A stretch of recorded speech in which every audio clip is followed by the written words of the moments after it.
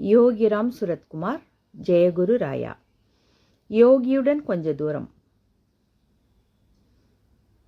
இதன் ஆசிரியர் பார்த்தசாரதி ஐயா அவர்கள். இது அவருடைய அனுபவம்.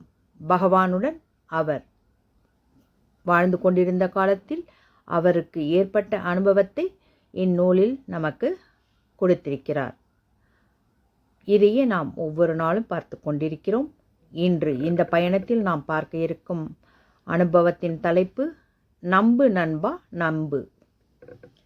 யோகிக்கு தினமும் பல கடிதங்களும் மணியாடர்களும் வரும். கடிதங்களை யோகி பெற்றுக்கொண்டு ஒவ்வொரு கடிதமாக பார்த்து கொண்டு வருவார்.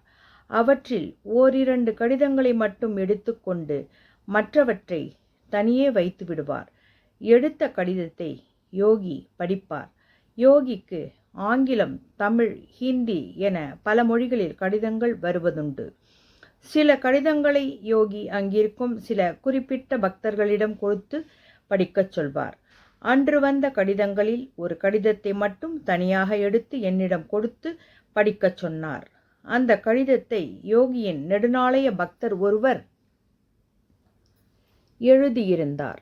அந்த பக்தர் எப்பொழுது யோகிக்கு கடிதம் எழுதினாலும் முதலில் யோகியை கடவுள், குரு, பரமாத்மா என பலவாறு வர்ணித்து எழுதிய பின்புதான் பிற செய்தியை எழுத ஆரம்பிப்பார். அன்றும் அந்த கடிதத்தில் அவ்வாறே இருந்தது.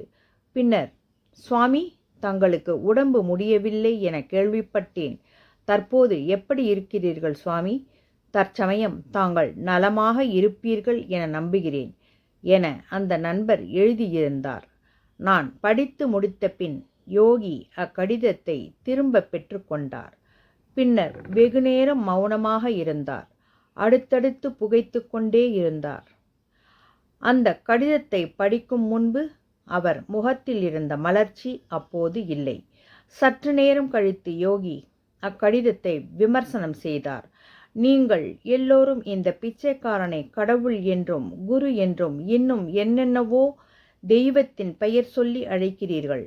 பின் திடீரென சுவாமி எப்படி இருக்கிறீர்கள், நலம்தானே என்று கேட்கிறீர்கள். இங்கு என்ன நடக்கிறது? யோகி மீண்டும் மௌனம் காத்தார். இந்த பிச்சைக்காரன் 1952 குருநாதர் ராமதாஸின் பொற்றாமரை திருவடியில் செத்துவிட்டான். அதன் பின்னர் என் தந்தையே இங்கு இருக்கிறார். தந்தையே, நீங்கள் எப்படி இருக்கிறீர்கள் என உங்களால் எப்படி கேட்க முடியும்? யாரோ ஒரு சாரார் திட்டமிட்டு இந்த பிச்சைக்காரனுக்கு எதிராக தவறான மனோபாவங்களில் மக்கள் மத்தியில் புகுத்தி வருகிறார்கள். இந்த நண்பனுக்கு கூட தந்தையின் ஆரோக்கியத்தில் சந்தேகம் வந்துவிட்டதா? என் தந்தை ஒருபோதும் பலகீனமாக மாட்டார். நண்பரிடம் போய் சொல். யோகியின் சொற்கள் அங்கு அமர்ந்திருந்த அனைவரது உள்ளத்திலும் ஆழப்பதிந்தது. அன்று அவர் வந்து யோகியின் திருவடி பணிந்து நமஸ்கரித்தாலும், உனக்கு தெரியுமா, இந்த பிச்சைக்காரன் இன்னும் வாழ்ந்து கொண்டுதான் இருக்கிறான், செத்து விடவில்லை.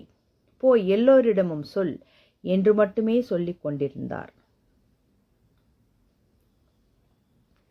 யோகி தன்னை ஒரு நாளும் சரீரமாக பார்த்ததில்லை. அவர் குரு ராமதாசரை சரண் புகுந்த நாள் முதல் ஆண்டவனை மட்டுமே எல்லாவற்றிலும் பார்த்தார். ஆண்டவனை தவிர்த்து வேறெதுவும் அவரது மனோ, வாக்கு, காயத்தில் தோன்றியதில்லை. ஆண்டவனோடு அவரது ஒன்றுதல் பரிபூரணமாயிருந்தது.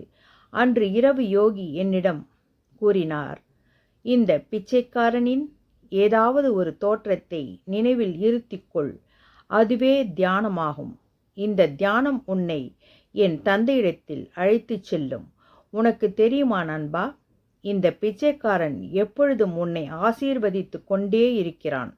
இந்த பிச்சைக்காரன் பேசினாலும், மௌனமாக இருந்தாலும், சாப்பிட்டாலும், தூங்கினாலும், எது செய்தாலும் அது அருள் பாலித்தல்தான்.